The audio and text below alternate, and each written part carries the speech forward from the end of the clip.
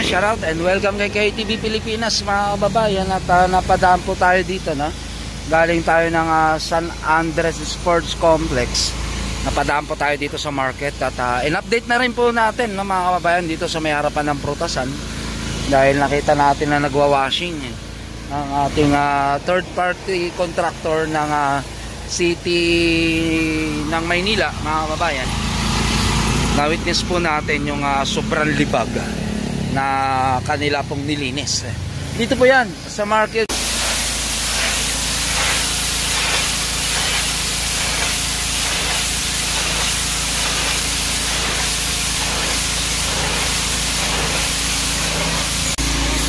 Tol, shout out tol. Naiya? Maiyain sa camera mga kababayan.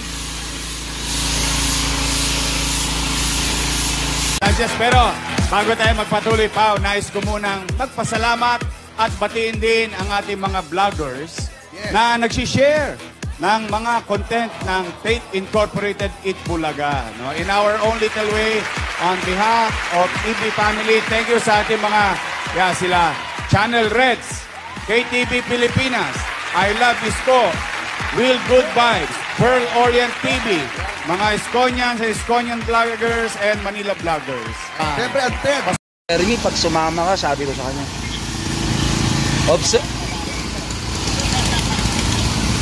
kaya nga sabi ko sa kanya, observe ka lang. Hi! Shout out! Shower out!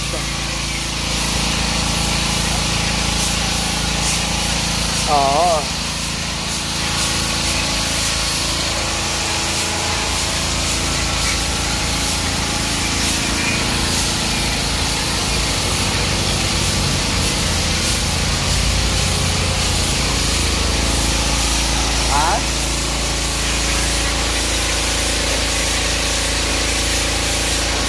Nagpa-vlog pa ako.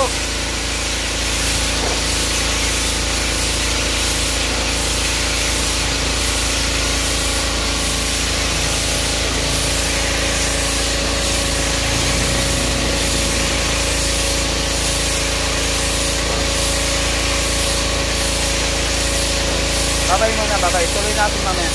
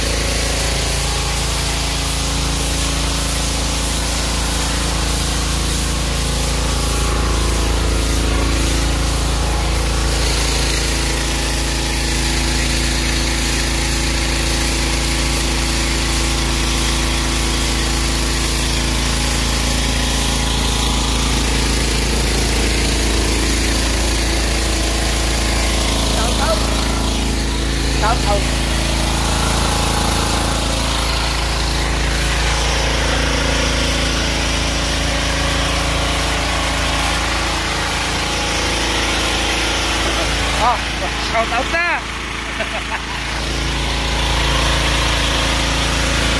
Saan ba?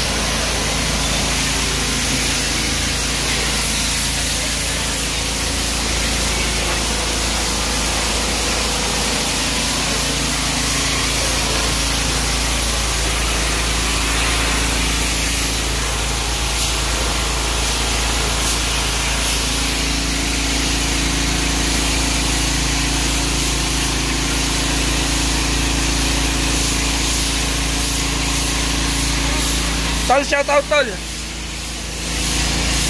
Naiya? Maiyain sa camera, mga kababayan.